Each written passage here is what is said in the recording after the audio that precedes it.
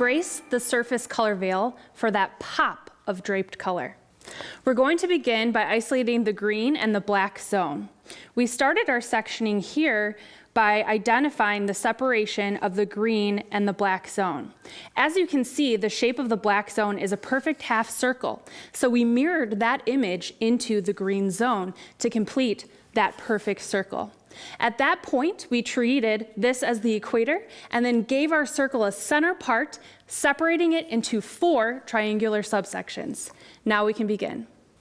As we begin our color, it's important to block color the blue zone and the red zones first. Like a house, we have to build the foundation. We'll choose to work with a base color of our 5NB Truffle with 20 volume. Now that we've finished block coloring the blue zone and what we've dropped out of the hairline here, we're going to start in our pie-shaped triangular sections. We'll begin at the base here and working in surface target partings, nice and clean. We'll take the tip of our tail comb and place it on the right side, followed by our index finger on our left directly across. I'm going to gently drag the tail comb across the scalp until it meets my pointer finger, catching hair along the way. At this point now, we can give separation and make a perfect clean parting. That is 1/4 of an inch and our perfect surface slice. We'll now move into the surface weave. We're choosing to weave the base of our section because we want to make sure that it's more broken so we don't see the start and the stop of the dark and the light. We'll work with foil as well to get maximum contrast. To weave, take your section, hold it very parallel with the ground. We'll take the tip of our tail comb here, and just like we do in our core cutting when we weave with our razor, we'll take our tail comb and we'll weave up, down, up, down, up, down until we reach the other side. At this point now, we give it separation and we've now created more of a medium weave. We'll clip that out of the way until later, and let's grab a foil for our lightning application.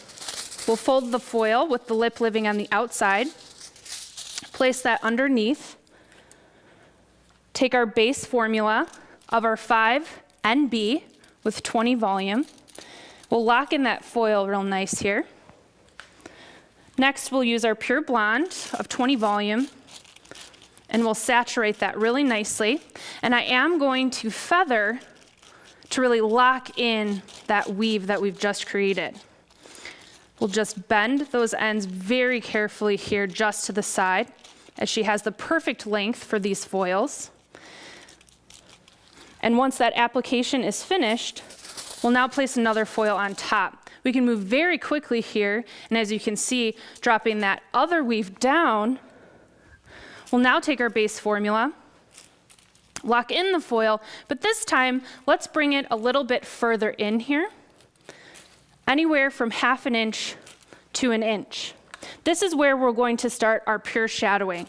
Our pure shadowing is going to meet our pure blonde here in the foil here, and let's saturate that out. So we want to maintain and start to build all that pure shadow here as we work up.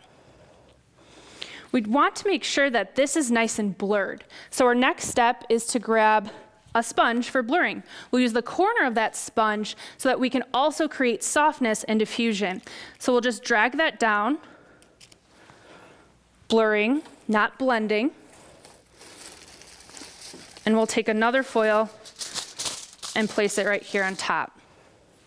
As we continue to move through our triangular section here, we'll continue to work in surface target partings, but now we move into slices, following that all the way up to the tip of that triangle. Lock in the foil with our base. And this is where I'm going to choose to slope left and slope right with our application. We will choose to slope left and pure shadow on an angle. Because of that, we're going to stand on the right-hand side here.